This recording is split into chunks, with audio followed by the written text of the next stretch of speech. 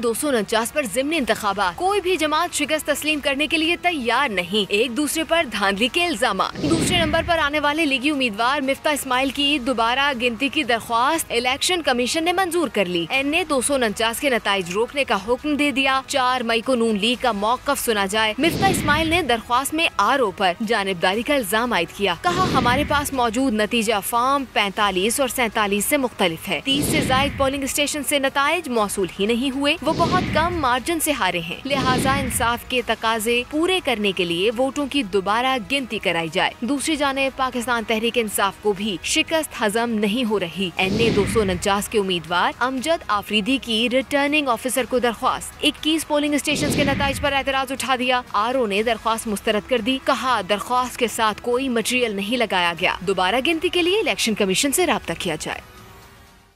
ए नूरे खुदा नूरे बसीरत की तलब है, रमजान का सदका तेरी रहमत की तलब है।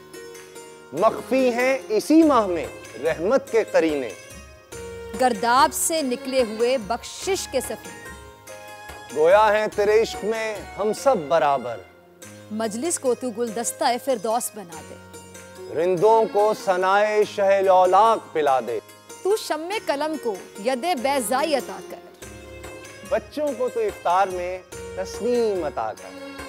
रमजान मुबारक की खुसूसी नशरियात रमजान में बोल, सिर्फ बोल एंटरटेनमेंट पर। रमजान में बोल।